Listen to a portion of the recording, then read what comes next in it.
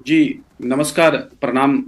जितने भी दर्शक लाइव आपके शो को देख रहे हैं या बाद में इसकी रिकॉर्डिंग देखेंगे, सबको आदाब प्रणाम मेरी ओर से।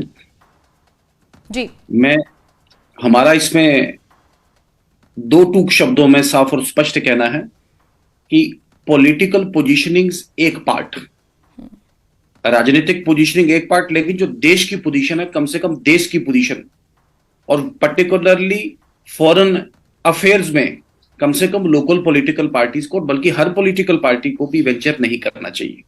जहां तक भारत, इजराइल और फिलिस्तीन का इशू है, जो एक कंसिडर्ड स्टैंड है। 1992 में पहली बारी इजराइल के साथ फॉरेन रिलेशंस इस्टेब्लिश करने का फैसला लिया गया जब भारतीय जनता पार्टी की सरकार नहीं थी। पैलेस्टीन आज पैलेस्टीन के लिए स्टेटहुड, पैलेस्टीन के ह्यूमन राइट्स के लिए संपर्क, उनके लिए सम्मान, ये निरंतर सरकारों का स्टैंड है। भारतीय जनता पार्टी उसके साथ खड़ी है। अब वर्ष 2017 में जब यूएन में एक रेजोल्यूशन लाया गया इजराइल के द्वारा कि सारे के सारे जेरूसलम को इजराइल की टेरिटरी डिक्लेयर किया जाए, तो नरेंद्र मोदी जी ने सबसे पहले उसका विरोध किया। सबसे पहले को प्रधानमंत्री अगर पैलेस्टीन के तो वो नरेंद्र मोदी जी हैं। लेकिन national conference, people democratic Party और दी ग्रैंड ओल्ड पार्टी कांग्रेस, तीनों से मेरा एक सीधा सीधा दो टूक सवाल है कि हमास के आतंकवादी हमला, जिसने एक फेस्टिवल को सेलिब्रेट करते हुए इजराइल के पीस लविंग नागरिकों पे सैकड़ों की तादाद में उनकी जाने ली, बच्चे, महिलाएं, बुजुर्ग, उन पे इतनी बुरी यातनाएं दी, आप दो शब्द भी उसके लिए नहीं बोल पाए। कांग्रेस वर्किंग कमेटी के रेजोल्यूशन में आपने उसमें इसकी चर्चा जरूर की, लेकिन फिर आपने फलस्तीन की, फलस्तीन के साथ तो जो भारत तो खड़ा, जो भारत का स्टैंड है, भारत वहां पे है। लेकिन why are you out and out to play divisive politics? देश की लाइन से बाहर जाना, देश की औपचारिक पोजीशन से बाहर जाना, सबसे पहले तो देश की रीति और नीति के विरुद्ध है, राष्ट्रीय इंटरेस्ट के विरुद्ध है, और कहीं ना कहीं आपके अंदर का जो जिसे कहते हैं इनर एक मोरालिटी, उसके भी विरुद्ध है। कहीं ना कहीं जो भारत की संविधान धारा, एक संवैधानिक धारा के द्वारा जो एक लक्ष्मण रेखा जो प्रेस्क्राइब की जाती है पॉलिटिकल पार्टीज और लीडर्स के लिए, उससे भी बाहर जाना। इस एडवेंचरिज्म को करना बंद करें कृपा करके। और मैं एक्सपेक्ट करता हूं, मैं दो उदाहरण दूंगा। 1971 में जब इंदिरा गांधी जी जीत के आई तो प्रधानमंत्री नरेंद्र मोदी जी ने दुर्गा का रूप कहा, बांग्लादेश जब जीत के आई। इसी तरीके से जब कारगिल वार हुआ तो अटल बिहारी वाजपेयी जी प्रधानमंत्री थे, लेकिन सारे विपक्ष ने इंक्लूडिंग सोनिया गांधी ने उनका समर्थन किया, साथ दिया। आपको नरेंद्र मोदी जी को कहना चाहिए आप पीस ब्रोकर का काम करें। आप मिडिल ईस्ट के साथ, भारत भी जिसे कहते हैं डायरेक्टली इनडायरेक्टली जुड़ा है, go and broker peace, we stand behind you Narendra Modi ji. आप इस तरीके की डिविसिव पॉलिटिक्स करके कंट्री को, देश को कहां लेना चाहते हैं? आपने आगे ही आपका 6-7 दशकों का रिकॉर्ड, ट्रैक रिकॉर्ड बहुत बुरा है, लेकिन देश का जनमानस आपको बिल्कुल भी माफ नहीं करेगा। देश की आवाज को दबाया जा रहा है, वही सेम चीज यहां पर कश्मीरियों के साथ हो रही है, उनके मौलिक अधिकारों का हनन हो रहा है। ये आरोप बीजेपी के ऊपर लग रहे हैं।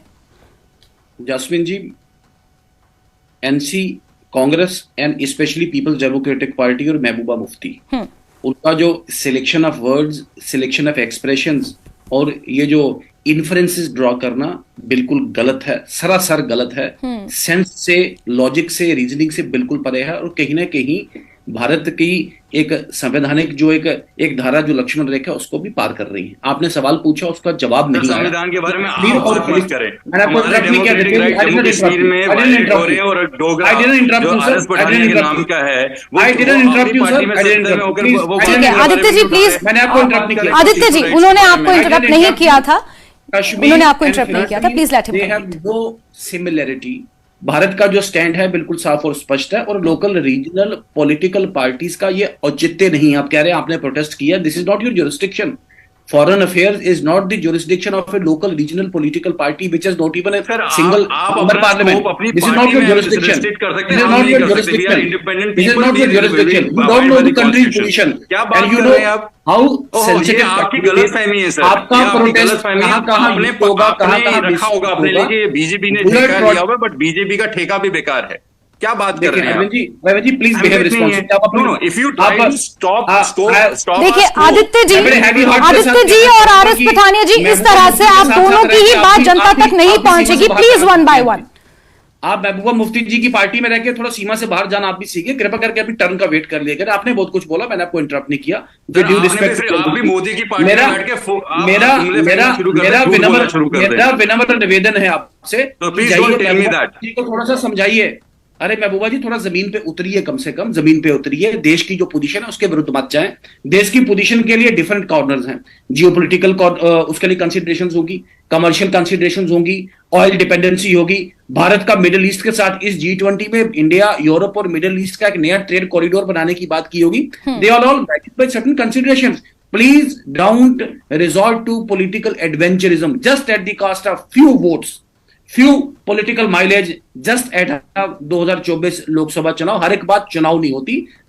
देश रहेगा तो फिर पॉलिटिकल पार्टीज रहेंगी, चुनाव रहेगी। मैंने जहां से शुरू किया वहीं पे आऊंगा कि देश की पोजीशंस पे, फॉरेन अफेयर्स में विशेषकर पॉलिटिकल पार्टीज को राजनीति करने से परहेज करना चाहिए। यह सस्ती राजनीति है। देश का जनमानस इसे कभी भी ठीक है आर एस पठानिया जी।